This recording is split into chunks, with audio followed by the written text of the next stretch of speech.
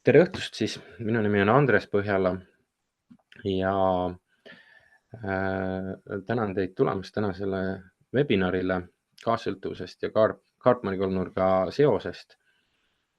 Ja mina töötan kogemusnõustajana peamiselt siis kaassõltuvuse vallas ja töötan ka sõltlastega. Olen ka psühhoterapeut, hüpnoterapeut, õppinud Teadlik Mina koolis 4 aastat hüpnoteraapiat ja transpersonaalse psühholoogia huviline. Olen seal koolis ka hetkel siis nooremale kursusele mentoriks ja teen kaastööd ka Töötukassaga, Eesti Töötukassaga. Olen töötanud 4. aasta jookseb siis inimestega selle aja vältel olnud Libertas kliinikus nii nõustaja sõltlastel, kaassõltlastel kui ka Tartu osakonna juhataja, siis olen koostööd teinud ka Tallinna selle Toompargi vaimse tervise keskusega ja Jõelähtme vallas olnud siis vallainimeste nõustaja. Täna töötan siis peamiselt iseenda praksises ja võtan kliente vastu peamiselt veebis ja Nõmmel. Ja lisaks toimetan siis ka heliterapeudina ja kongimängijana. Et see on minu kirg ja see on täiendav teraapia vorm siis sellisele psühholoogilisele tööle, mis ma teen üks-ühele klientidega. Täna meil on võrdlemisi lühikene webinari aeg, tund aega. Meil võib natukene kauem minna. Selleks on meil õnneks järelvaatamise link, et kes peab täpselt tunni pärast lahkuma, siis see on okei, te saate järgi vaadata, et me homse päeva jooksul püüame selle järelvaatamise lingi teile kõigile meili peale saata.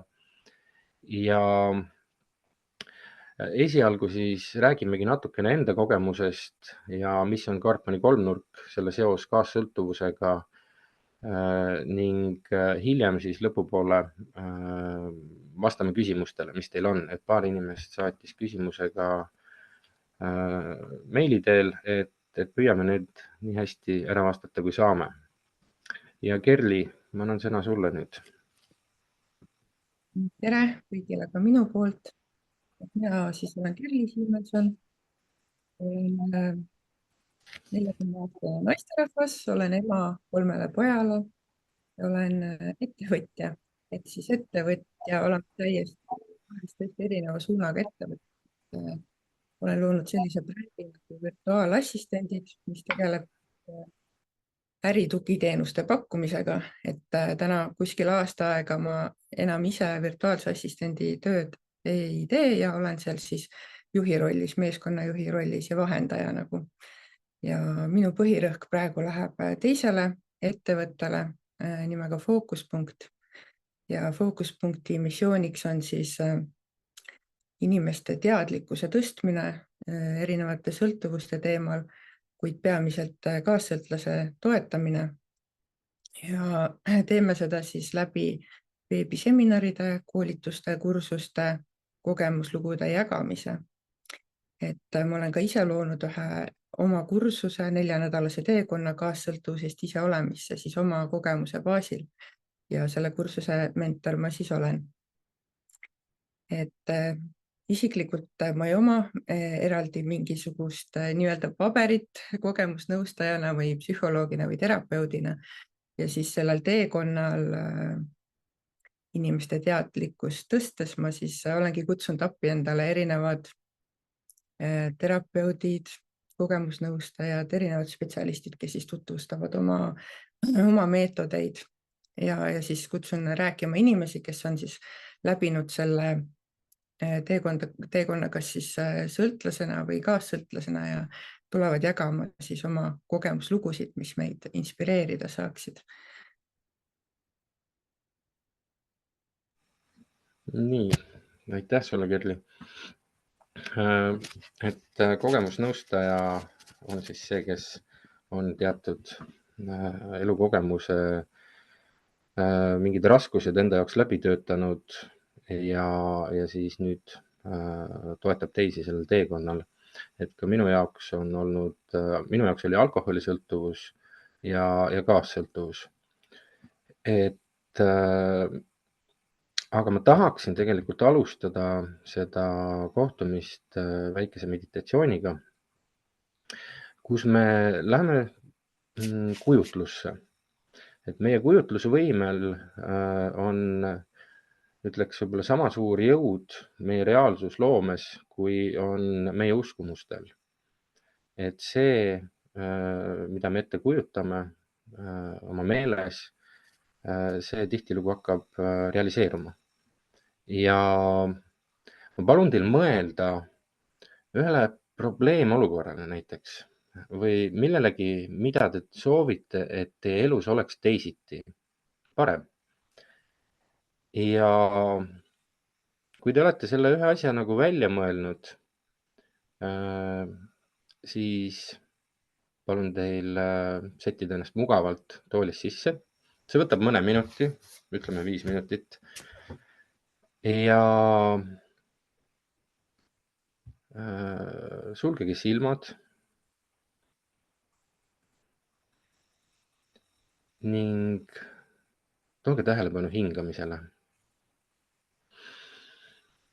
Hingates sügavalt sisse ja lastes aeglaselt õhk välja. Ja hingates uuesti sügavalt sisse ja taaskord rahulikult välja hingata. Ja ma palun sul tunnetada, mis toimub sinu kehas hetkel. Mis toimub su peas, kehas, õlgades, kätes. Tunnetage seda tooli või diivanit, millel sa istud, oma keha toetamas. Märka, on seal mingeid helisid ruumis. Võib-olla laulab õues lind või sõidab auto. Või on laps kõrval ja teeb häält. Mis iganes heli seal olla võib. Võib-olla on ka mõni lõhn seal toas või ruumis.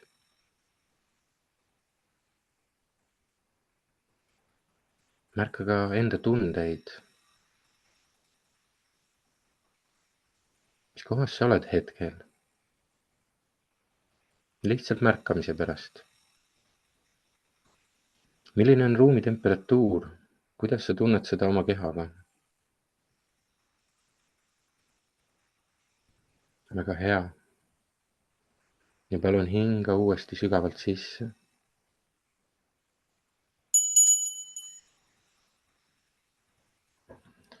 Ja ma palun sul kujutleda, et sa oled iseenda kodus.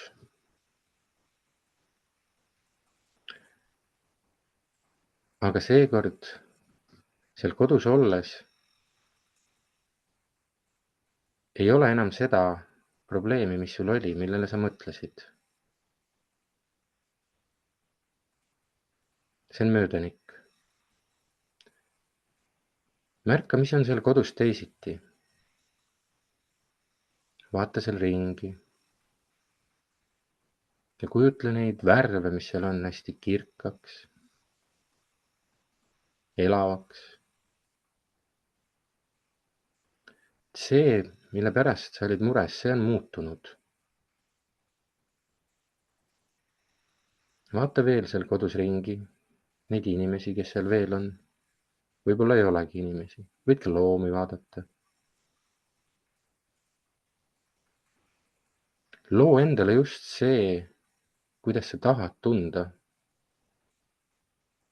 Siis, kui seda asja enam sinu elus ei eksisteeri. Tunneta oma keha. Mis on su kehas teistmoodi, kui see mure või probleem on läinud? Võib-olla on tulnud kergus, tugevus, enesekindlus, tänulikkus, armastuse tunne.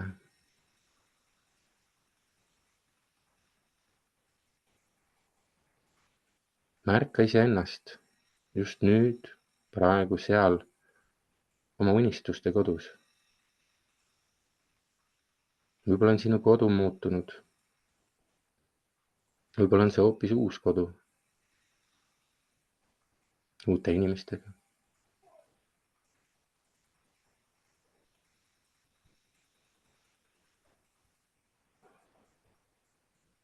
Ja ma palun sul jätta meelde see tunne. Nüüd.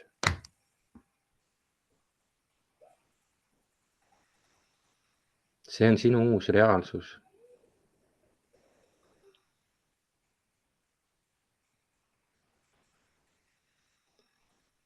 Ja kui ma loen 3, siis palun tule tagasi siia ruumi.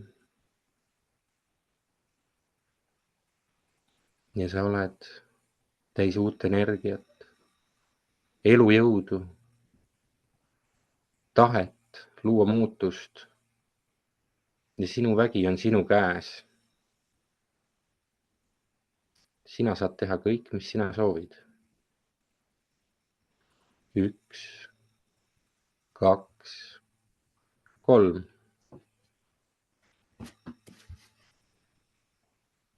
Ja too uuesti tähelepanu hingamisele.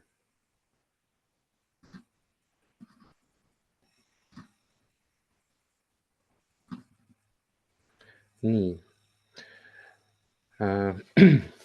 Ma tulin just, eile öösel saabusin Inglismaalt Oxfordist, kus ma käisin transpersonaalse psühholoogia konverentsil.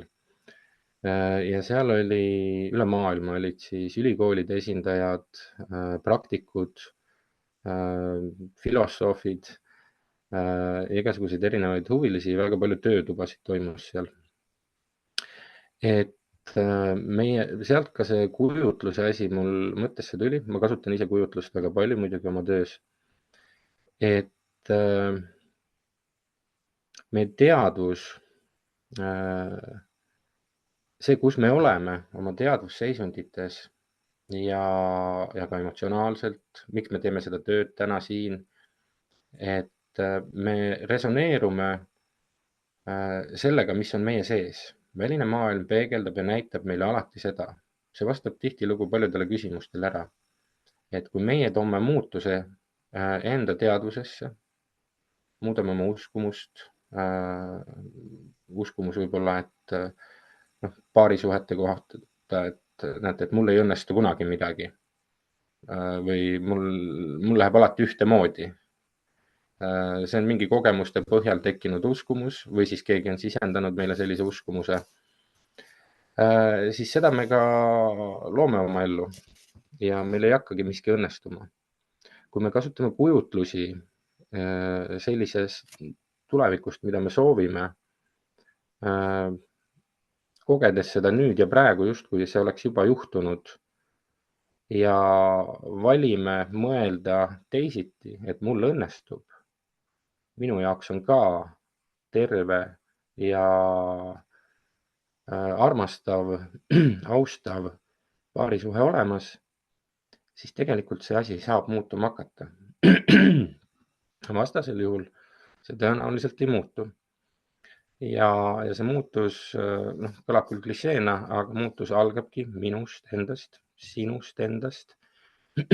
Ja läbi selle siis saamegi resoneeruda teistsuguste olukordadega, teistsuguste inimestega ja maailma lõpuks enam ei peegelda meile enam seda, kui me ise enam ei ole selles kohas.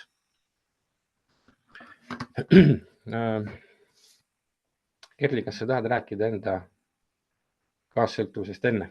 Mul läks midagi kurku siin.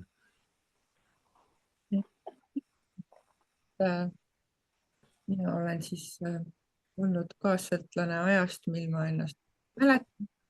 Ehk kogu elu, et sündisin perre, kus siis isal oli väga tugev alkoholiprobleem ja ema oli siis ainus peretoitja ja mina siis meil oli peres 3 last, et mina kõige vanema lapsena sageli siis olin seal see, kes hoolitses ka õe ja venna eest, et kui oli vaja süüa teha või ma ei tea, väiksema mähkmeid pesta, et temal oli ka sagedasti väga ägedad migreenivood selle suure pinge tagajärjel. Et siis mina olin nagu see päästja ja hoolitseja seal. Ja oli ka selliseid olukordi, kus meie peres ei olnud toiduraha mõnikord, aga no me saime alati hakkama. Ja kogesin päris palju sellist hirmu, süütunnet koolis, koolikiusamist, et mind noriti nagu sellepärast, milline mu isa on, et iseenesest me millegi poolest kuidagi silma ei paistnud, et me olime kõik korralikult riides ja hoolitsetud ja selles mõttes mitte, aga just, et oli selline väike koht, kus me elasime, kõik teadsid kõiki, eks ju. Ja siis olid näinud, et milline siis minu isa on ja lapsed ikka, et nad ju norivad mille pärast iganes. Et koolikiusamist ma sain siis tegelikult nii vaimsel kujul kui ka füüsilisel kujul. Oli ka selliseid juhtumeid. Ja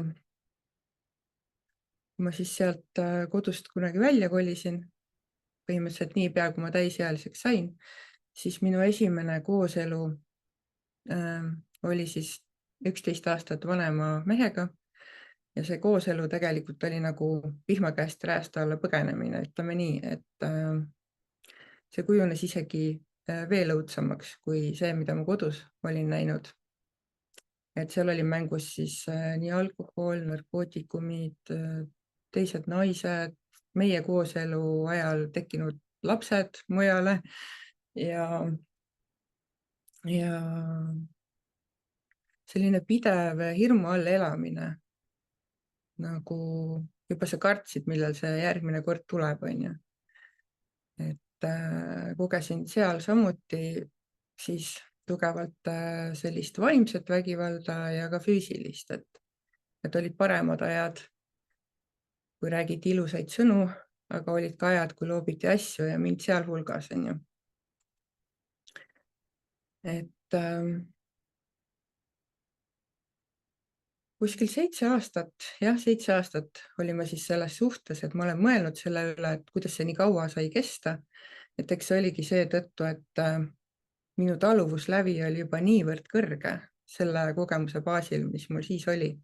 Et inimene, kes siis ütleme, ei ole kaassõltlane, ma ei tea, kas on normaalne öelda normaalne inimene, sest mis kellegi jaoks on normaalsus, et tõenäoliselt ei oleks 7 aastat selles suhtes olnud. Aga selles suhtes sündis ka minu esimene poeg, kes oli siis väike 2-aastane poiss, kui ma lahkusin sellest kooselust. Siis, kui ma olin juba viimse piirini viidud, eks ju, asi väga füüsiliseks ära läks. Ja läks ikka palju aastaid, enne kui ma nagu üldse kedagi endale ligi lasin. Et aastaid hiljem siis kohtasin meest, kes oli nagu hoopis teistsugune ja kõik oligi väga hästi ja ilus, kuni ma siis ühel päeval märkasin, et minu hirmud ja ebakindlus hakkas seda suhet õõnestama. Et ja lisaks kuidagi ka selles suhtes oli nii, et ma olin samamoodi nagu üksi, tundsin ennast üksikuna, mitte siis samadel põhjustel, aga see elukaaslane oli siis selline, kui nii võib öelda, töönarkomaan. Et selles suhtes ma sain 2 oma järgmist poega ja ma olin nagu kogu aeg hästi palju üksi. Ja see tekitas palju pingeid ja probleeme. Ja minu see ebakindlus tõi siis kaasa ka selle pideva kontrolli, suunamise, sellise.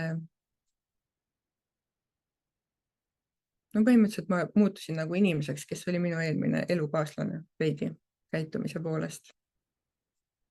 Et muutus siis tegelikult hakkas toimuma alles siis, kui ma hakkasin oma pojaga käima pereterapeudi juures. justkui poja käitumise tõttu, et tal tekkisid igasugused probleemid juba 3. klassis, et koolis ei käinud ja kadus ära kooli tee peal kuhugi ja igasugused asjad. Et siis sellest pereterapeudi juures käimisest sai minu muutuse algus. Sealt edasi tulid juba enesearengu koolitused igasugused ja raamatud, mentorite abi kasutamine siis. Ja nii ma siis olen täna siia jõudnud, kus ma ütleks, et mul on pojaga väga head suhted. Elukaaslasega on ka kõik hästi ja teen selliseid asju, mis ma siin teen, et olen leidnud oma missiooni siin elus ja rõõmu, et siht on silme ees ja julgen seista siin täna teie ees ja rääkida. See oli siis minu lugu väga lühidalt. Aitäh, Kerli. Ma arvan, et sinu lugu kõnetab väga paljusid ja kõnetabki, et sellised elud on ju väga levinud ja massilised meil kõigil, mitte kõigil, aga väga paljudel. Minu kaassõltuvuslugu, nagu ikka, hakkab ikka kodust ka ja kus ema oli tugev kaassõltlane, see tähendas seda, et tal, selle kaassõltlasel siis on väga madal enesehinnang. Sellest sõltuvalt siis on meil vajadus, kaassõltlasel on vajadus saada oma eneseväärtusele kinnitust teistelt inimestelt ja väliselt. Sealt ka, ma räägin hiljem, on tingitud peamiselt siis päästja roll. Aga isa oli alkoholik või on senini. Küll toimiv mõnes mõttes, nagu need funktsionaalsed alkohoolikud on, et mingis mõttes ühiskonnas peetakse seda normaalseks, aga see siiski ei ole normaalne, sest lapsed ja ta ise kannatas selle all päris tugevalt. Selle tunnistamiseni ta ei ole siiamaani jõudnud. Ja tunnistamisega on see, et kui ma tunnistan midagi, et siis ma justkui tegelikult pean hakkama vastutama ja midagi ette võtma, et see tunnistamisest algab tervenemine.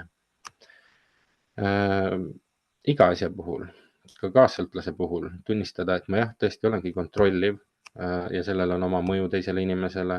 Ma tõesti olen ohvriseisundis ja see ei lase mul oma elu elada ja tegelikult elus edasi liikuda.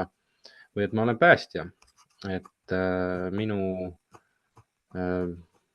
ütleme niimoodi, et kui ma alustasin psühholoogiaõpingutega, siis mul läks esimesel aastal vist tegime seda Karpmani kolmnurga testi, et kus rollis kõige enam oled ja ma olin siis uhkusega päästja, aga siis ma ka veel ei saanud aru, et kui hullusti see päästmine mõjub mulle endale ja mis on selle tagamaad või mida see teeb teistele. Et päästja sageli tõstab ennast kõrgemale, mina tean paremini ja võtab teiselt vastutuse tema enda elu eest ära.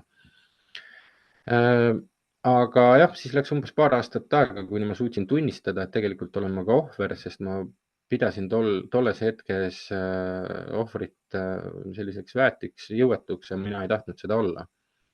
Kui ma nüüd näen, et iga roll on lihtsalt üks psühholoogiline muster, ei ole halvemat ega paremat, nad kõik on seotud. Ja ma kasvasin ka üles väga madala enesehinnanguga, kuna ütleme nii, et minu elu koosnes sageli käskudest ja keeldudest. Minu arvamusega ei arvestatud. Ma muutusin väga tagasihoidlikuks, arglikuks. Kodus oli palju karjumist ja vaimset vägivalda, nii et ma ei julgenudki ennast väljendada enam. Et minu viimased 10 aastat või natuke üle 10 aasta on kulunud siis enda tegeliku olemuse nagu välja toomiseks ja avastamiseks, kes ma tegelikult olen. et kus ma ei ole see haavatud laps enam, vaid kes see Andres on, mida ta tahab ja tal on õigus midagi tahta, tal on õigus oma soovidele ja nii on teil igalühel. aga noh, see võttiski omajagu aega, palju psühholoogilist tööd ja kaassõltlasena ei ole meil, me ei lähtu iseenda vajadustest, vähemalt mitte teadlikult. Meie vajadus on sageli saada siis inimeseks olemise tunnet ja väärtuse tunnet läbi teiste teenimise. Seal on muud nüansid veel juures. Ja see ei tööta lihtsalt, et välisest sõltuv enesehinnang ei tööta. Kaassõltlasena olin ma süü, hirmude, häbi küüsis ja noh, selline ikkagi mitte täiskasvanu, vaid haavatud laps ehk siis ebaküps täiskasvanu. Ja selline vaatepilt on tegelikult igal pool, iga kord, kui me reageerime mõnele sündmusele kuidagi ülemääraselt, ei kontrolli oma tundeid, mõtteid, siis selles hetkes tegelikult meie sees olev haavatud laps on käivitunud, et seda ka teraapiatöös ma töötan palju sellega, kus tervendame seda sisemist last ehk haavatud last ja läbi selle pluss siis teadlikute tegevuste ja teisiti mõtlemise saab siis jõuda küpse täiskasvanulikkuseni. Kaassõltuvus ongi tingitud väga erinevatest lapsepõlve väärkohtlemistest. Väärkohtlemised siis, mina töötan Pia Melody väärkohtlemiste süsteemi järgi, on füüsiline väärkohtlemine, seksuaalne, emotsionaalne, intellektuaalne ja spirituaalne. Ja mul on ka tehtud nende väärkohtlemiste peale eraldi seminar, sellega on iseenesest võimalik tutvuda või seda osta mu koduleheküljelt, kus siis igast sellest on eraldi juttu ja nende mõjul siis kasvabki üles inimene, kes ei ole endaga ühenduses. Mina ei teadnud, kes mina olen. Mina jälgisin ainult seda, mis teised minu ümber ütlevad, mida nad vajavad ja teiste järgi elades tahes-tahtmata on pidev ärevusseisund. Eriti kui veel kaassõltlane elab koos mõne sõltlasega, sest see on ettearvamatu, kunagi ei tea, mis juhtub, kogu aeg oled valvel, radar töötab nii-öelda nagu lapsena, sest see laps oli samamoodi väiksena valvel, hirmul ja ka kõik need erinevad käitumismustrid, näiteks kontrolliv käitumine tuleneb sellest, et ma tahan luua endale turvalist keskkonda ebateadlikkuses ja samas sellega ma olen muutunud väärkoheldust väärkohtlejaks, sest ma piiran teisi inimesi enda ümber, lubamata neil olla, kes nemad tahavad olla. Ja see ongi juba väärkohtlemine. Väärkohtlemised avalduvad palju, teinekord mõeldakse, et väärkohtlemine on löömine ainult või seksuaalne vägivald. Et ei ole väärkohtlemine, on armastusest ilma jätmine, väärkohtlemine on manipuleerimine, et kui sa nüüd seda ära ei tee, siis ma ei armasta sind, ma hakkan vältima sind näiteks. Et kui sa hea laps ei ole, siis ema-isa armastust sul ei ole või jääd mingist asjast ilma. Ja veel selline tore väljend nagu hea laps. Milline see hea laps siis on? See, kes teenib teisi, ühesõnaga meid on treenitud kogu aeg teisi teenima, siis ma olen hea. Või antakse selline üldsõnaline väljend, et sa oled halb laps, kus laps võib-olla ei ole isegi aru saanud, mis ta on valesti teinud, kui ta oli lihtsalt laps. Ja ta võtab selle halva lapse iseenda identiteediks teinekord. Ja oskamata siis ongi, ta on üdini halb. Halb on häbiväärne. halb, tekitab süüd, ma olen midagi valesti teinud ja sellistes madal, noh, ma ütleks siiski sageduslikes tunnetes üles kasvada hakkavad lapsel juba varases lapsepõlves tekkima väga erinevad haigused, millele tihtilugu ei osata seletusigi anda. Et külmetus ei ole mitte mingisugune haiguse seletus tänapäeval enam. Et psühhosomaatika on ikkagi meie süsteemi sisse tulnud, meil mõistetakse, kuidas mingi käitumine mõjutab meie füüsilist tervist, kuidas emotsioonid mõjutavad meie füüsilist tervist. Sellest on palju raamatuid kirjutatud, mis tõlgendavad need asjad kõik väga hästi lahti. Et alati on nendel oma mõju.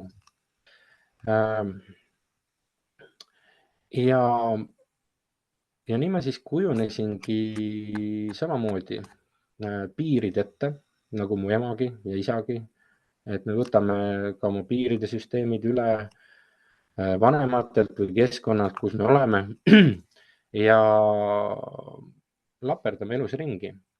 Selleks, et oma häbitunnete, süütunnetega üldse toime tulla ja aeg-ajaltki ennast inimesena tunda ja ka mingis mõttes armastuse puudusega toime tulla, sai minu päästevahendiks alkohol. Ja seda see oli mul ka õpitud käitumine osaliselt, sest selles maailmas, kus ma elasin, oli ikkagi alkohol kõikjal. Et peod, istumised, õhtused koosolemised ei olnud alati mingi suure alkoholiga, aga seal oli see olemas. Ja lapsena me vaatame, okei, see peab ikka midagi väga head olema, kui täiskasvanud seda kogu aeg nii väga nagu tahavad ja selle ümber see elu keerleb tihtilugu. Ja siis hakates tasapisi tarbima, seal circa 14-15 aastaselt hakkasingi ma kogema, et okei, et siin on hea olla mul. Seal seisundis, eks tõlgendusi on mitmesuguseid. Mina näen seda täna nii, et me suudame luua hetkeks ühenduse iseendaga, olla see, kes ma päriselt olen. Meie siis mõtlev ajuosa, see prefrontaalkorteks, lülitub välja alkoholi tarbides või mingil määral lülitub välja. Ja mõtetest kuna mõtetest luuakse tunded ja tunnete pealt siis inimene reageerib, see on automaatkäitumise mudel psühholoogias, siis need mõtteid enam ei teki nii palju, mis tekitaks meile häbi, süüd, viha ja meil on seal nagu lihtsam olla seal joobes. Kuigi seal on omad miinused ju juures, et seal on sõltuvuslikuks muutub, need tunded võivad võimenduda, agressioon võib võimenduda, igasugused piirid, mis meil mõtlemisega ka on antud, need kaotavad oma jõu. Et see on natukene liialdatud, et siis tuleb tõeline inimene välja. Ei, tõelised asjad tulevad välja küll, aga lihtsalt võimendunult ja aga läbi sellega vabaneb. Et kui sõltlastel on mitte hulluks minemise vastu see aine, siis kaassõltlastel ei ole seda. Nad teinekord on üliemotsionaalsed, karjuvad, elavad kuidagi teistmoodi ennast välja ja seda kõike on võimalik peatada ja hakata ennast tervendama.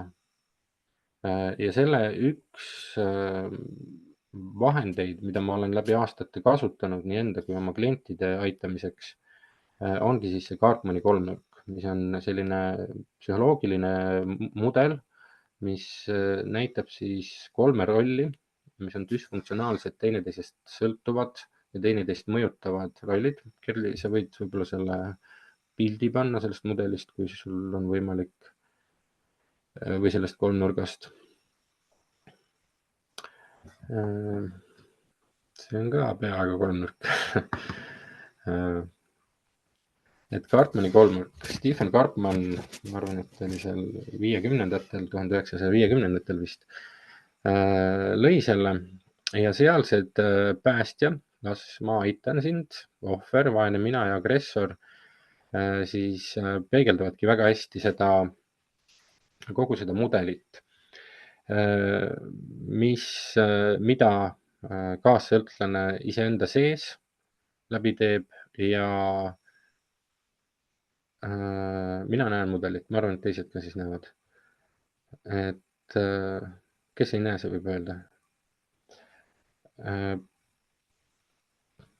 Kus ma jäin?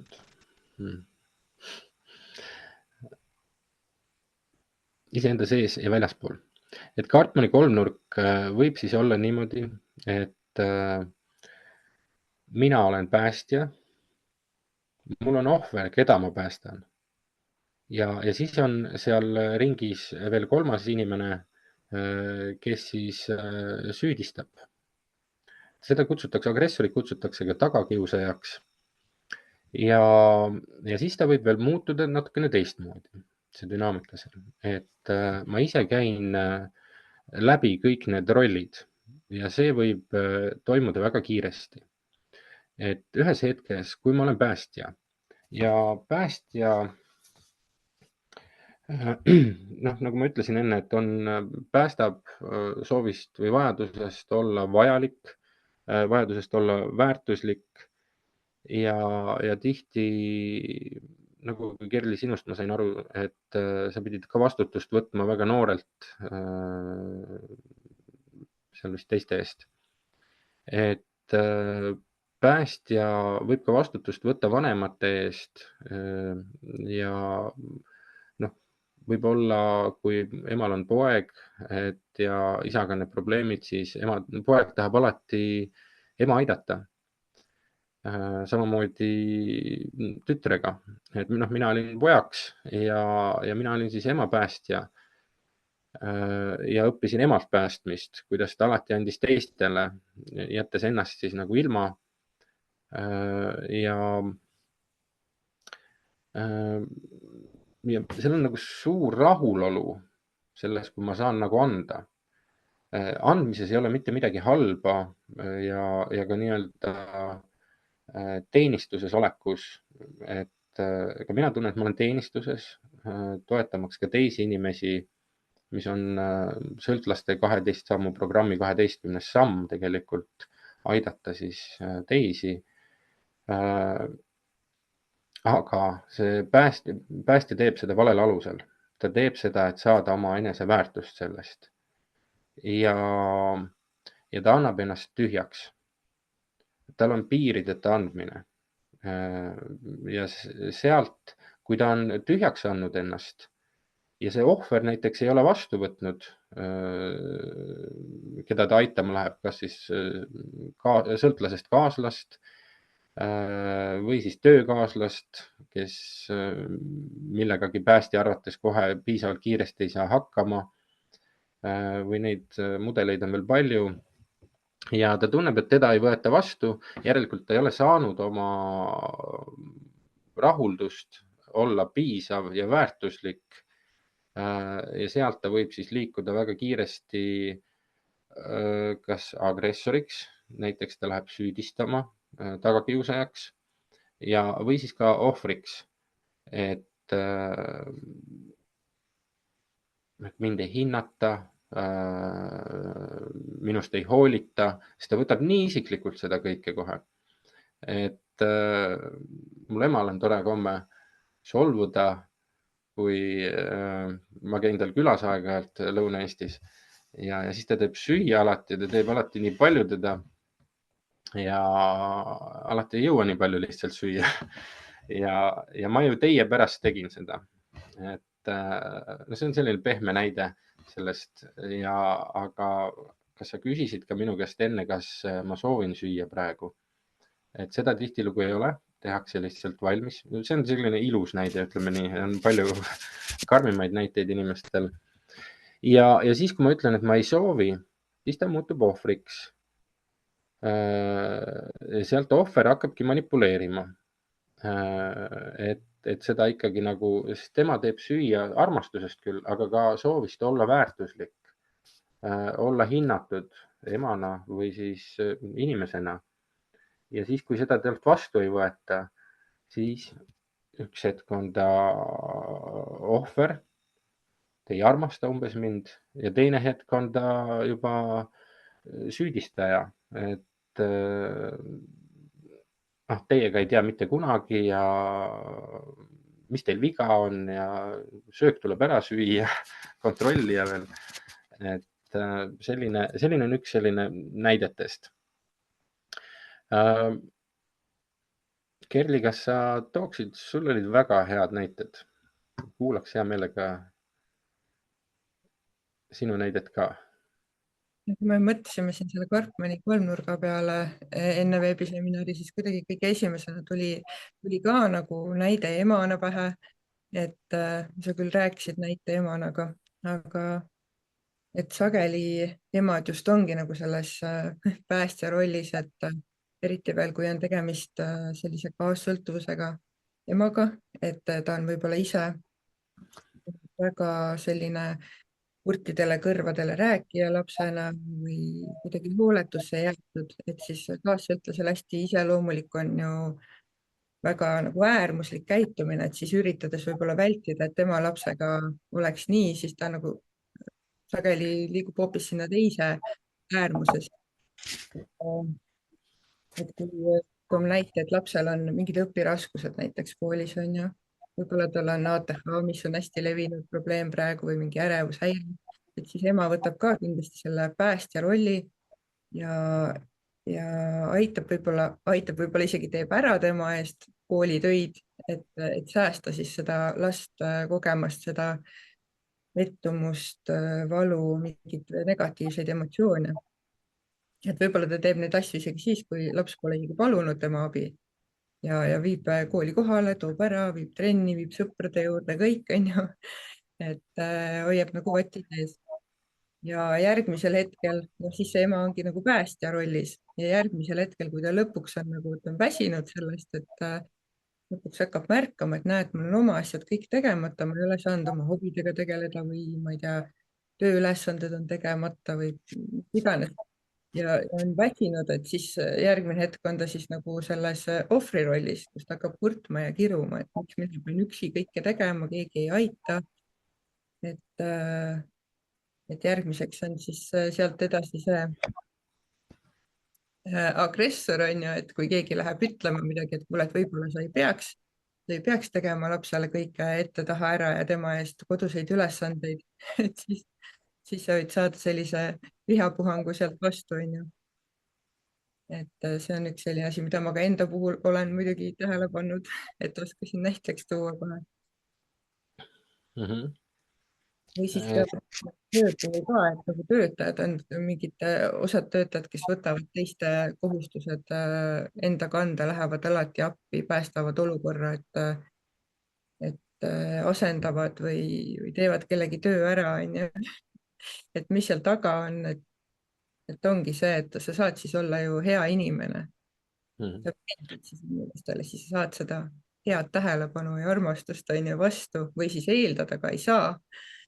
Ja siis sealt ja samas isiklik elu tegelikult ju kannatab kogu aeg. Pere jääb tihtilugu tähelepanuta ja hooleta ja enda tegemised, mis võib-olla endal oleks vaja ära teha, ma ei tea, kas või kodu koristamine, et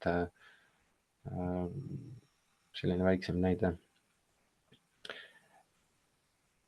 Nii, ma vaatasin siin kella vahepeal, et ohvrile iseloomulikud on siis see, et ohver ei võta vastutust oma elu eest. Ta ootab tihtilugu, et keegi teine tuleb ja aitab teda. Need on ka ikkagi tekkinud sealt noorest east, kus kuidagi on kinnitatud tema võimetust inimesena ja ta ei ole üldse oma väes.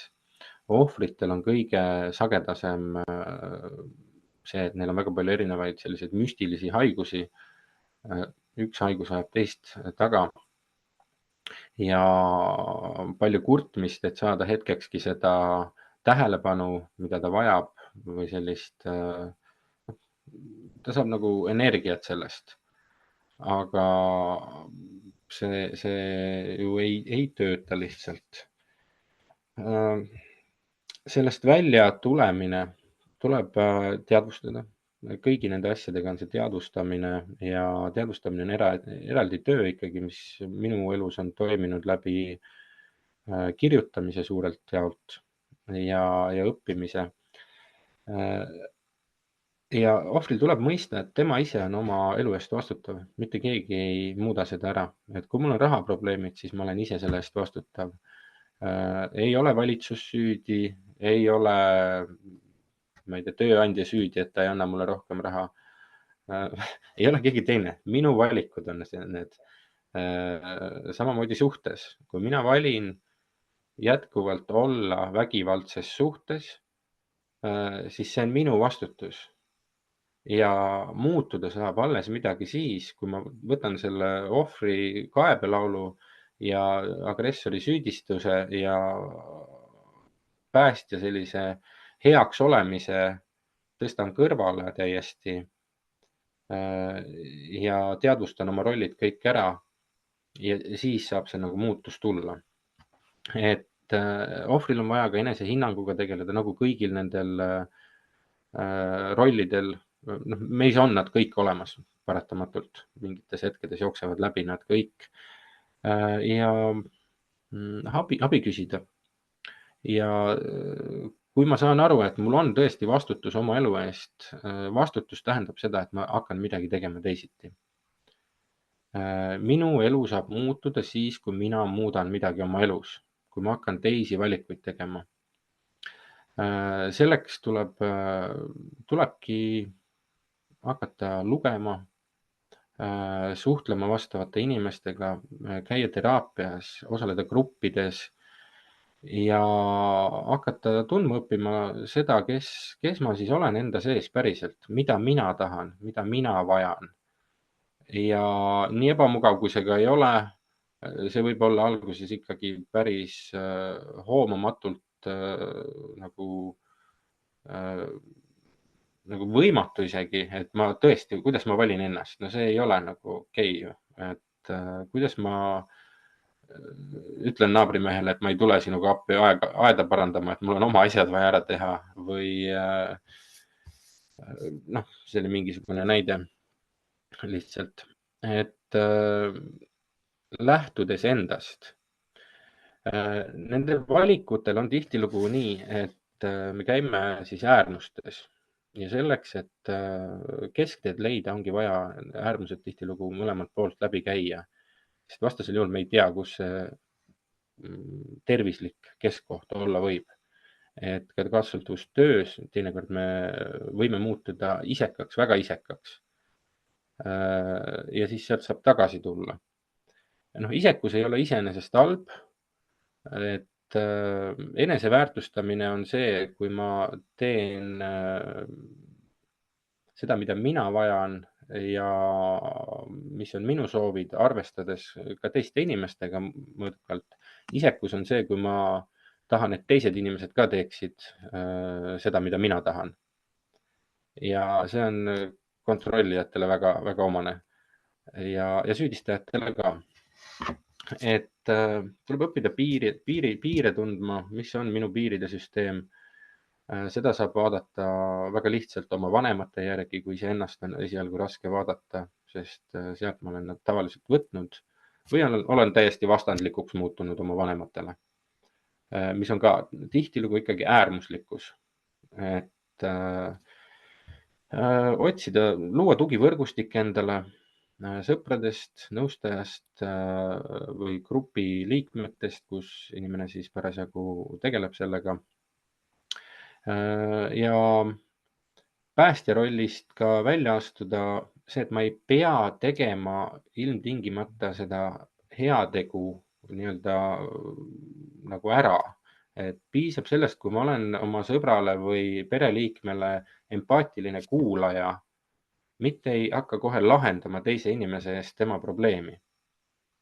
Et kuulamisest piisab ja anda ainult siis, kui ma tõesti tunnen, et mul on enda sees ressurss olemas, et anda ja siis ka küsida, et kas sa vajad abi või siis oodata, kui teine inimene tuleb ise küsima. Et mitte peale suruda ennast. Tagakiusaja siis võiks teadvustada samuti seda, kui ikkagi on konflikte palju inimestega, siis või me oleme väga üksildased. Et seal võib olla see, et meiega ei taheta suhelda, kuna me olemegi süüdistajad enda sees. Ja õppida ikkagi ausat, avatud suhtlust ja selline vastutuse jagamine, et ma võtan oma vastutuse ja ei pane teisi vastutama kõige eest. Et süüdistaja siiski paneb teised vastutama. Minul on halb sellepärast, et sina käitud niimoodi. Et see vastutus nagu teistelt ära võtta, sest selles ei ole jõudu. Jällegi ma olen jõu ära andnud teisele inimesele ja ainult teise inimese käitumine saab siis minu elu heaks teha. See on ikka väga jõuetu koht. Ja meil on Kerliga, tegelikult siis me tahtsime ka tutvustada tänases selles seminaris sellist 7-nädalast kaassõltuvuse arengugruppi. Ma olen aastaid erinevaid kaassõltuvuse gruppe läbi viinud, küll pikemaid 7-osalist ma ei olegi teinud, 12-osalised on olnud. Ja need inimesed ka tagasisidedest on näha, et nad lähevad nagu raketid oma elus.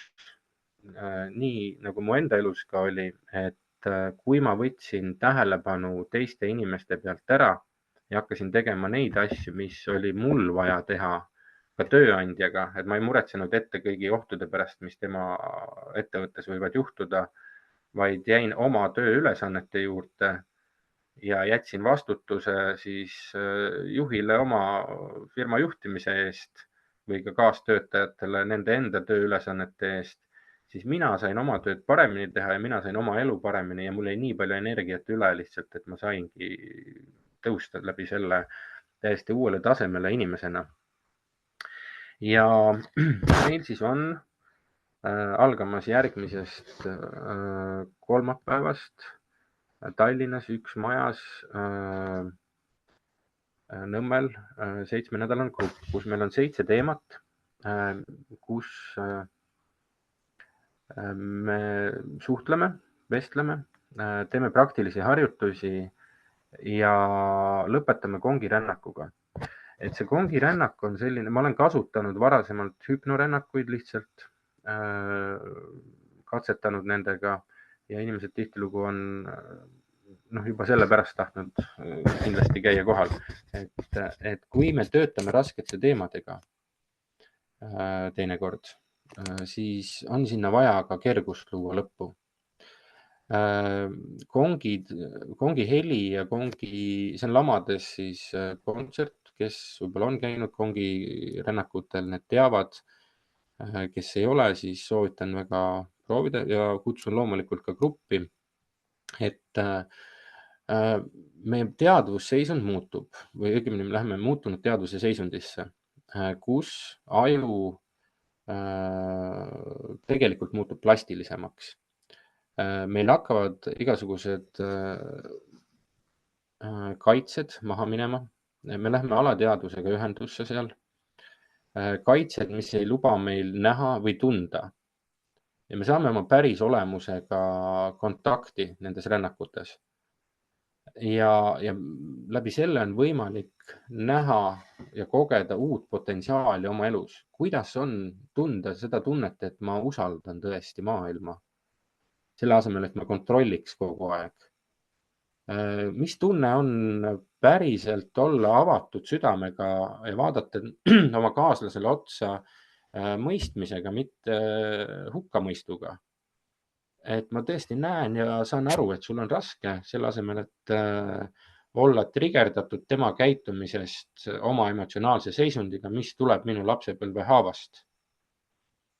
Et nende lapsepõlve haavadega me töötame selles grupis, me töötame ka kognitiivsel tasandil kus on siis piiride seadmine, tunnete tundma õppimine ja tundma õppimine see, et ma tõesti hakkan aru saama, kus ma tunnen häbitunnet, miks ma tunnen seda häbitunnet, mis uskumus on mu häbitunde taga.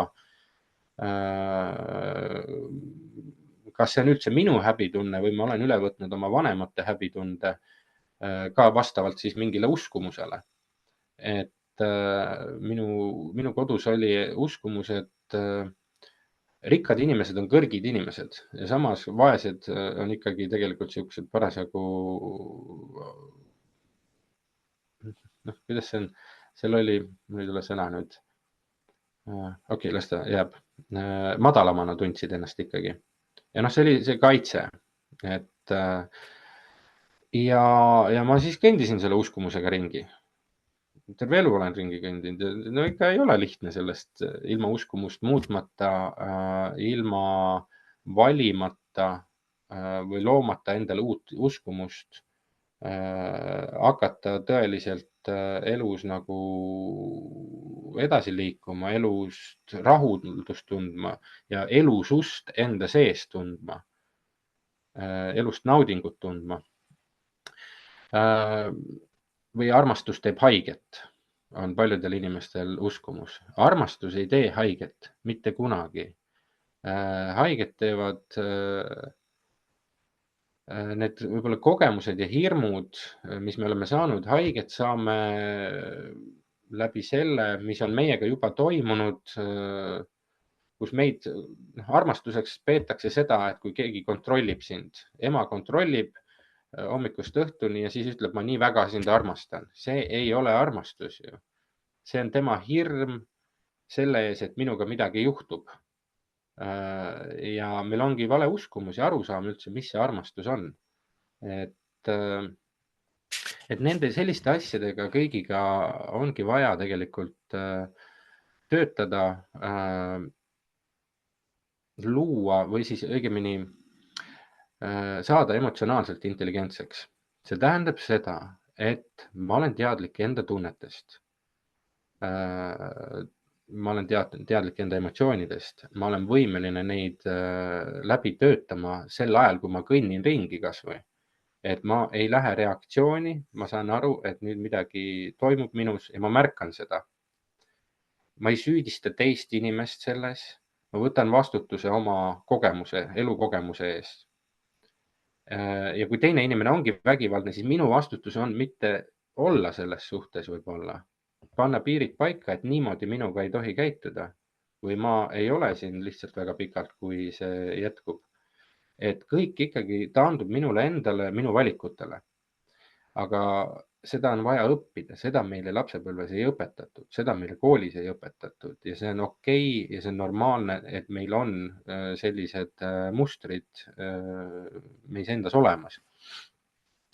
Et selle 7 nädala jooksul ja kongi õhtutega, seal kongi õhtutel on sügav kehalõdvestus, muutunud teadvuse seisundites, salvestamine uuele infole, mis me saame uute uskumuste ja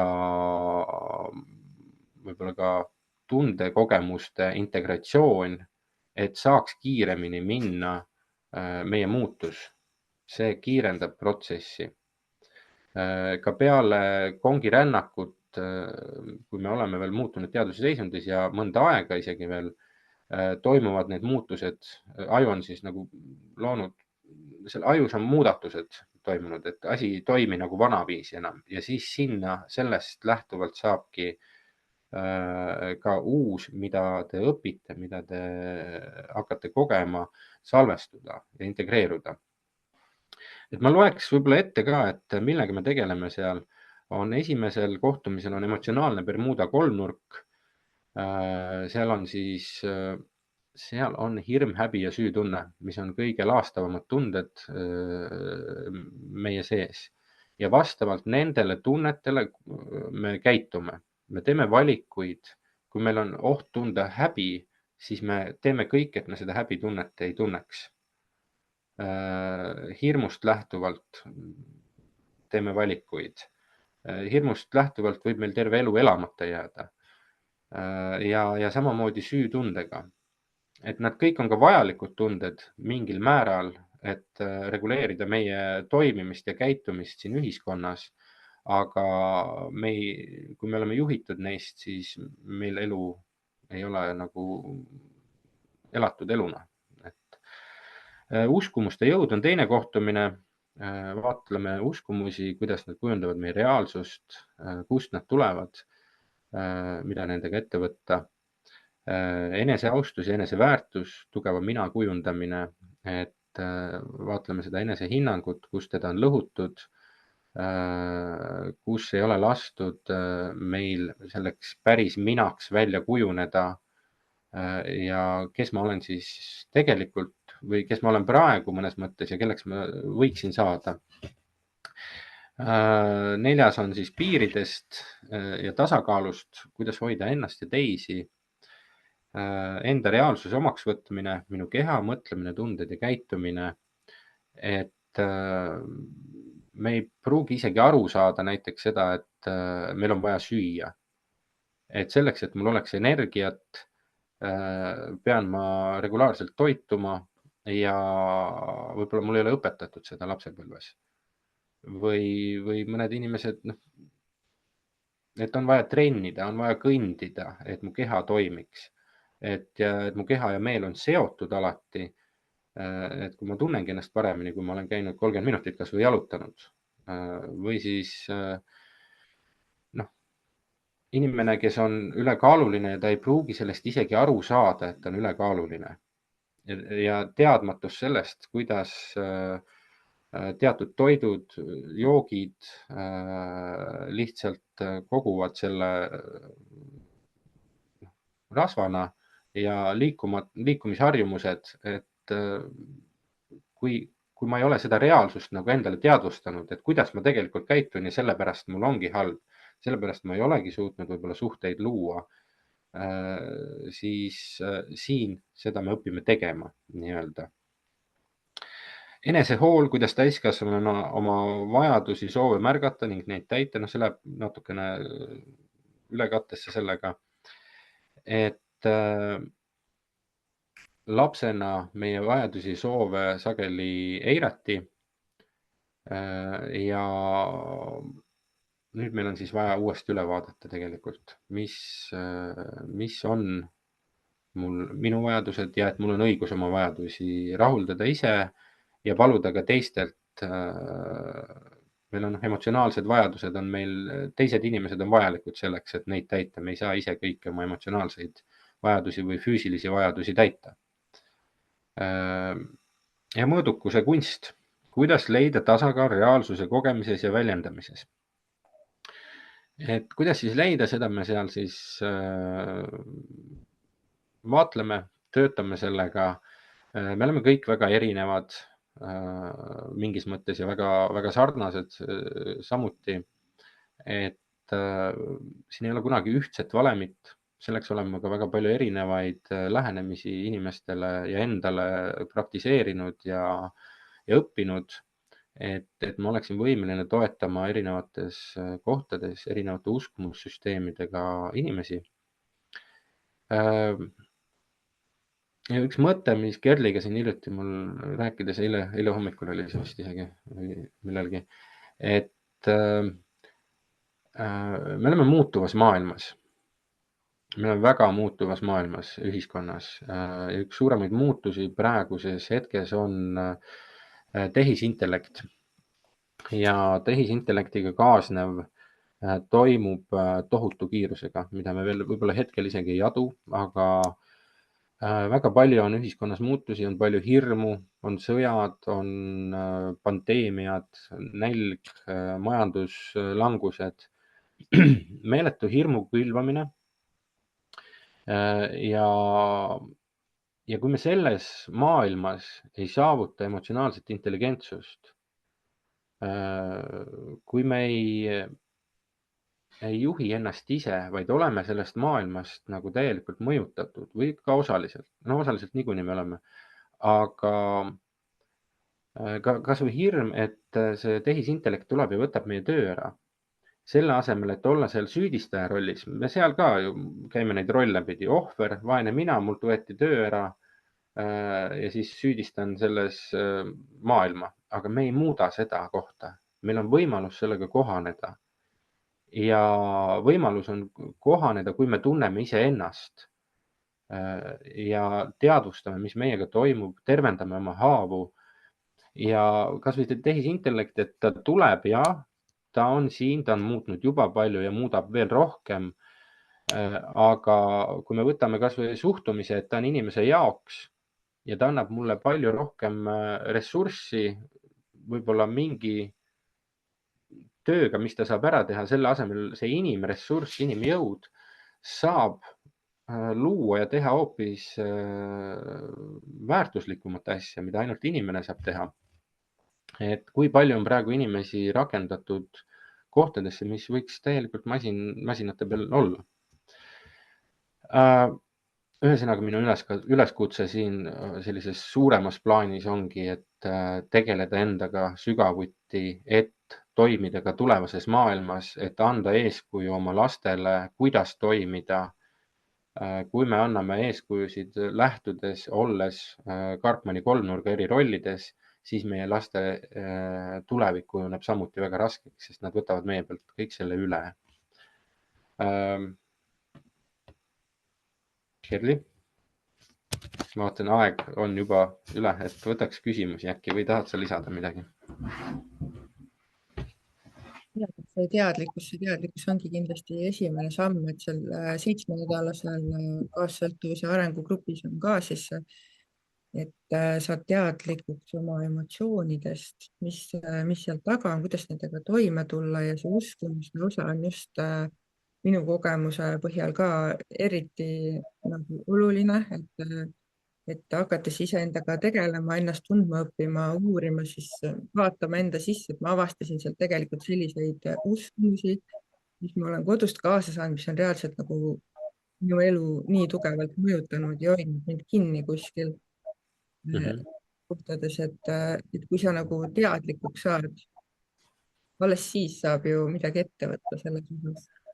Ja seal on selle eneseväärtusega ka seotud, et esimene samm ongi see, et mina olen oluline ja hinnaline, sest kogu selle probleemi üks sügavamaid juuri on madal enesehinnang ja väärtusetuse tunne.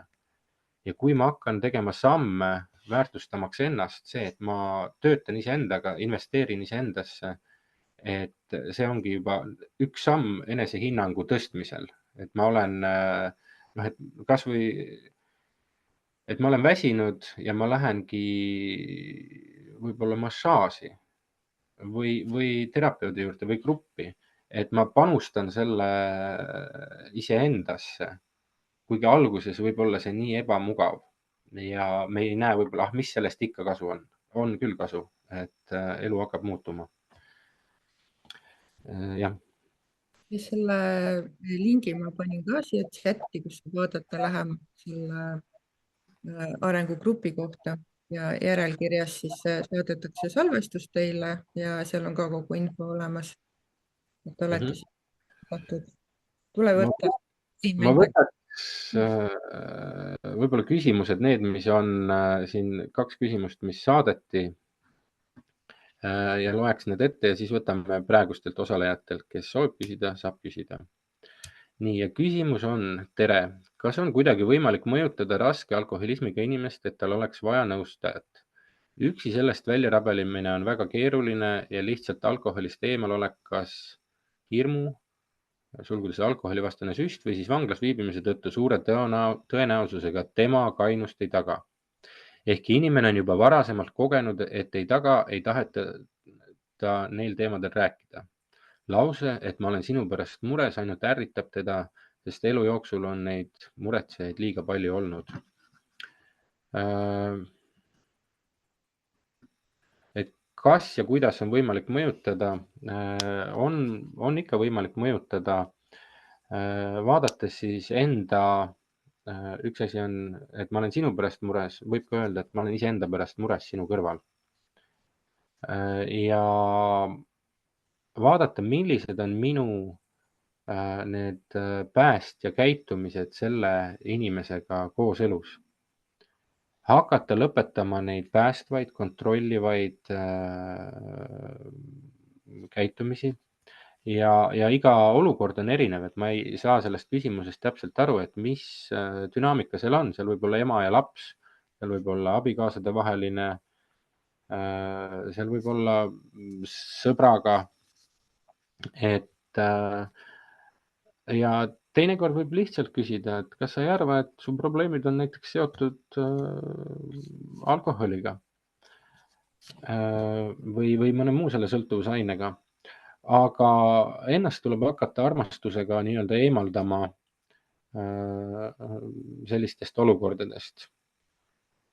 Et jah, selle küsimuse puhul oleks vaja natukene veel rohkem infot, aga ma loodan, et see natukene aitas. Et teine küsimus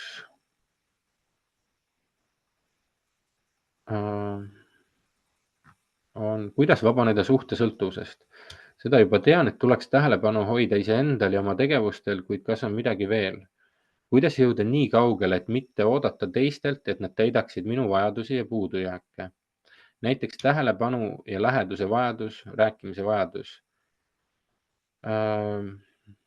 Tuleks tähelepanu hoida iseendal ja oma tegevustel, kuid kas on midagi veel? Üks asi on see, et selle tuleks koha peal ongi seda vaja teha siis päriselt, hoida seal oma tähelepanu, et kuidas jõuda nii kaugele, et mitte oodata teistelt, et nad täidaksid minu vajadusi või puudujääke. Seal on need vajadused ja puudujäägid, mõned on täiesti normaalsed vajadused, mida me inimsuhetes saamegi teiselt inimeselt. Aga paljud on meie lapsepõlvest saamata jäänud nii-öelda vajadused, kus me projitseerime oma vajaduste täitmise, siis kas on jäänud täitmata ema või isa poolt, me projitseerime selle oma kaaslasele, oodates, et tema nüüd seda täidab, vaadata, kus rollis ma olen parasjagu, kas või kasutades näiteks seda Karpmani kolmnurga mudelit. Ja psühhoteraapias siis võib-olla isegi kutsutakse skeemiteraapiaks seda sama asja, ma ise töötan küll sellega, on tervendada sisemist last, vaadates üle kõik need väärkohtlemised, kus meil jäeti need vajadused täitmata, milliste käitumistega ja siis erinevates ka hüpnorännakutes, sellistes kergemates hüpnoosirännakutes, olles ise see täiskasvanu või see vanem enda sellele sisemisele haavatud lapsele, keda tal kunagi ei olnud, sealt hakkab see sisemine osa meist tegelikult tervenema ja küpsus, täiskasvanul küpsus hakkab tekkima just läbi selle, et me tervendame need kohad, mis on väärkoheldud. Selleks on meil eraldi töö, kuidas seda teha kõike. Seal on kõik tunnetega seotud, mustritega seotud ja niimoodi saab seda osa teha. Rääkimise vajadus, läheduse vajadus, tähelepanu vajadus. Seal on lihtsalt see võib-olla see mõõdukus või piir vaja vaadata, et kõik need kolm asja on täiesti normaalsed vajadused, mida ma tahaks oma partnerilt saada. Mida vanem annab lapsele ja seal on vaja siis eristada ära, et kas nüüd see haavatud laps minus vajab seda, mis on üle võlli, mida teine inimene ei suuda rahuldada ja ta ei suuda kunagi rahuldada, see partner, sest ta ei ole minu ema või isa. Ja seal see vajadus kerib nii kaua, kuni ma sellega tegelen tegelikult. Ja et kuidas seal vahet teha, on võib-olla sellise emotsiooni järgi, et mis emotsioone see tekitab minus. Ja nõustajaga või terapeudiga ikkagi rääkida ja vaadata, mis seal all on. Ja väljendada, et kui mulle lihtsalt ei antagi üldse tähelepanu, siis tuleb õppida märkama seda, et ma vajan tähelepanu, mitte et süüdistada teist, vaid öelda ausalt, et tegelikult ma vajan lihtsalt sinu tähelepanu. Et ma tunnen ennast üksikuna, kui sa oled 5 päeva nädalas kella 11 õhtul tööl, siis ma tunnen ennast üksikuna ja ma sooviksin sinuga rohkem koos aega veeta. Et selliseid mina-sõnumeid kas või õppida. Nii, Hedvig, tere! Sul on käsi püsti. Ma võtan sinu küsimuse. Nii, sul on hääletu peal ka praegu. Et võtta see häälenupp, ma praegu ei kuula sind.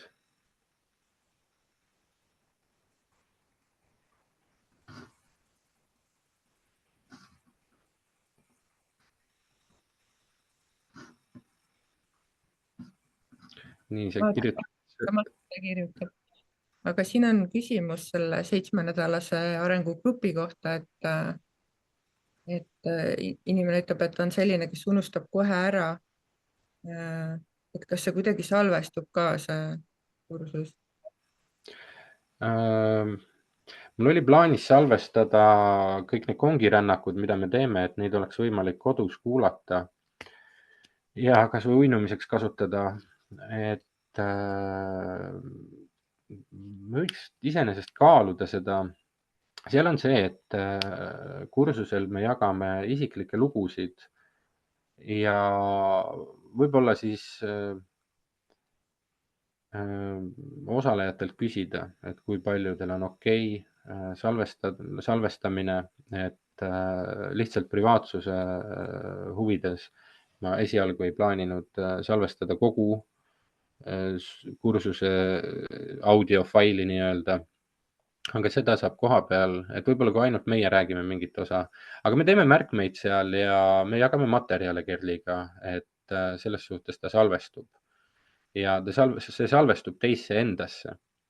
Et me loomegi päriselt muutust seal koha peal juba ja see kodus siis nagu jätkub, et meil otseselt, ega palju meil ikka neid kuulatakse tagantjärgi, et meil on vaja tegusid kohe järgi, et selleks ka meil praktilised ülesanded, et siis muutus on sinus eneses olemas tegelikult, kes seda küsis.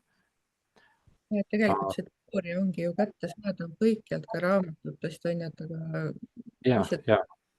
just ongi see, et seal koha peal ja kohe siis nagu muutust integreerida. Et kui see ära salvestada, kui paljud tegelikult vaataksid selle nagu järele või lihtsalt vaataksid, et me anname materjale ka ju niikuinii tegelikult, et selles osas. Nii, kas Hedvig, sul oli kogemata, okei.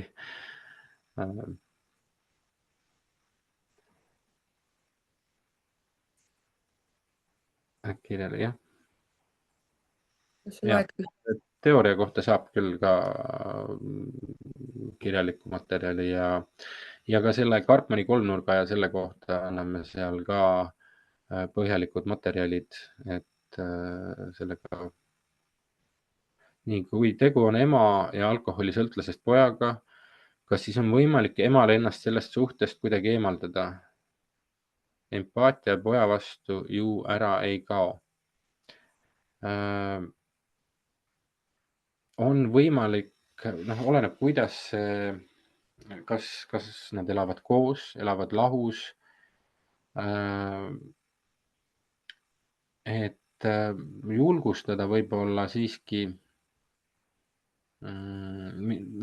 võtta raske on niimoodi öelda, et oleneb, milline suhe on ema ja poja vahel. Kas seal on usaldussuhe? See on, natuke resoneerub võib-olla selle murejutuga, et ega sõltlane ei taha kuulata mitte kedagi tegelikult. Ta tahab olla oma põgenemises ehk siis selles sõltuvuses, sest seal tal on ainuke koht, kus ta tunneb natukenegi ennast hästi ja sõltuvus ei ole ilmaasjata sõnaga sõltuvus. See on raske haigus, mille tunnistamine, meil on ta stigmatiseeritud olnud, et isegi raske on tunnistada, et ma olen sõltlane või kuna häbi on nii suur selle ees, et loomulikult ei kao ema empaatia ja armastus poja vastu kuhugi, aga võib-olla mulle kirjutada ja täpsemalt seda olukorda lahti rääkida, et et siis ma oskaksin võib-olla paremat nõu anda selle olukorra jaoks.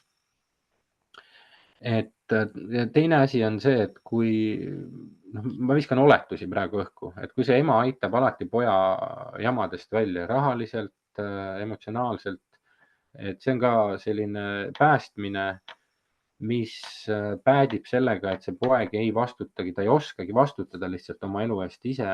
Ta on treenitud olema see ohver ja sõltlane ja selliste käitumiste lõpetamine, kus need paugud nii-öelda käivad ära, miks ka mina pidin hakkama enda sõltuvusega tegelema, sest mul käisid paugud elus. Ja mul oli mingis hetkes oli tõesti tunne, et kas nüüd see silmus või ma teen midagi teisiti, ma ei suutnud enam. Ja õnneks tuli abi, tänapäeval on abi nii palju, et kui ma 2014 esmakordselt nagu sellega oma sõltuvusega tegelema hakkasin, siis ei olnud seda abi nagu nii kättesaadavalt kui nüüd 10 aastat hiljem. Meil on väga palju võimalusi hetkel. Ja ka võib-olla anda lihtsalt sellele pojale nõustaja telefoninumber. Ja nii öeldagi, et kui sa abi vajad, siis näed, sa võid siia helistada. Minule anti niimoodi üks number, kuhu ma helistasin 6 kuud pärast selle numbri saamist, kui mul oli üks tõeliselt halb olukord jälle. Et nii kaua ma ei olnud valmis päriselt tegelema selle sõltuvusega, aga mul oli see kontakt olemas selleks hetkeks, kui ma olin nii augus, et ma olin valmis abi küsima. Et sellele pojale võib ka siis lihtsalt selle kontakti anda ja öelda, et sinu elu ise tead, aga näed, kui sa vajad abi, mis on okei, siis võid siia helistada või sellega ühendust võtta. Nii, praegu vist rohkem ei, kas mul jääb kahe silma vahele midagi? Erli, ei jää. Ma väga tänan teid kuulamast. Ootame teid loomulikult oma innovatiivsesse kaassõltuvus arengugruppi ja abi on olemas. Koos oleme tugevamad ja elu võib väga ilus olla, et see muutus päriselt on ka võimalik. Nii, Hedvik kirjutab veel midagi.